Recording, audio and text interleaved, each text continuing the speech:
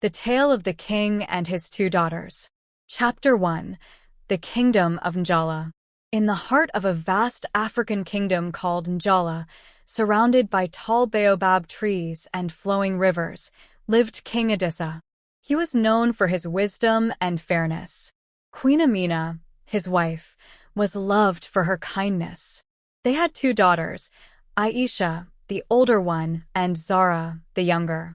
Aisha and Zara were very close. Aisha loved learning about their kingdom's traditions, while Zara was known for her creativity in storytelling and weaving beautiful patterns into fabrics.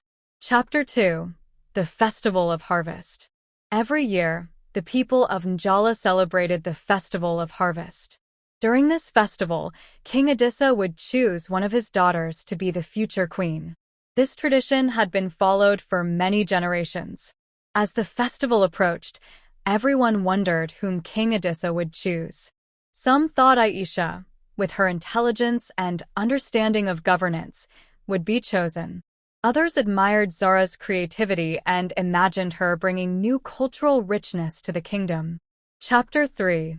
The King's Decision. On the day before the festival, King Adissa called his daughters to his chambers. With torches flickering and the scent of jasmine in the air, he spoke seriously. "My dear daughters," King Adissa began, his voice warm and solemn, "the time has come for me to choose who will be the next queen of Njala. Tomorrow, at the Festival of Harvest, I will announce my decision." Aisha and Zara listened anxiously. "I have watched you both grow into wonderful young women," King Adissa continued, looking at them with pride. "Aisha, your intelligence and dedication to our traditions have impressed me greatly. Zara, your creativity and ability to weave stories that touch our hearts are gifts to be cherished." He paused, looking at both of them with love. "Tomorrow, I will reveal my decision. But remember, my choice will not change how much I love and respect both of you. You are both important to our kingdom's future." Chapter 4. The Festival Day. The next day dawned bright and clear. The people of Njala gathered in the central square, dressed in colorful clothes and adorned with beads and feathers. Drums beat rhythmically, and the air was filled with the sound of flutes and singing. As the sun reached its highest point, King Adissa stood on a raised platform with Aisha and Zara by his side. The crowd fell silent as he spoke. "People of Njala," King Adissa began, his voice strong and clear, "today, we celebrate not only our bountiful harvest, but also the strength and richness of our kingdom's heritage." He turned to Aisha and Zara, his eyes full of love. "My daughters," King Adissa continued, "you have both shown me the qualities that make our kingdom strong. Today, I must make a decision." The crowd waited eagerly as King Adissa paused, looking at Aisha and then at Zara. After much thought, King Adissa declared, his voice steady, "I choose." Chapter 5. The Crown of Wisdom. "Aisha," King Adissa announced, his voice echoing across the square. "You have shown great wisdom and dedication to our kingdom's values. I am proud to crown you as the Princess of Njala and the future queen." Aisha stepped forward, feeling both honored and humbled. The crowd erupted into cheers and applause, celebrating the king's decision. Zara, though disappointed for a moment, quickly composed herself. She hugged her sister warmly, her eyes shining with pride and support. "As your sister and future queen," Zara whispered to Aisha, "I promise to stand by your side and serve our kingdom with all my heart." Aisha nodded gratefully, touched by Zara's words and the strength of their bond. Chapter 6. The Weaver's Tales. In the days that followed, Aisha and Zara worked together to prepare for Aisha's future role as queen. Aisha studied governance and consulted with advisors to understand the kingdom's laws.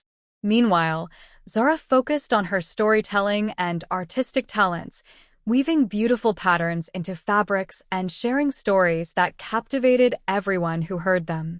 One evening, under the shade of a massive baobab tree, Zara gathered villagers around her. With skillful hands and a voice that flowed like a gentle river, she told stories of bravery, love, and the resilience of their people. Through her tales, Zara brought comfort to those who were weary and inspired hope in those who needed it.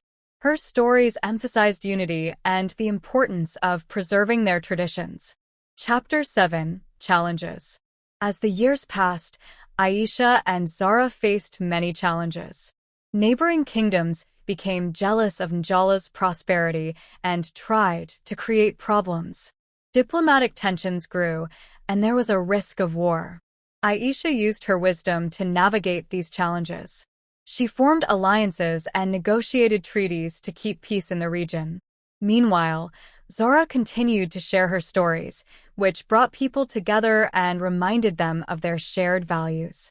Chapter 8: Unity. Despite the challenges, Aisha and Zara remained united. They used their strengths, Aisha's wisdom and governance, and Zara's creativity and storytelling, together lead Njala to prosperity.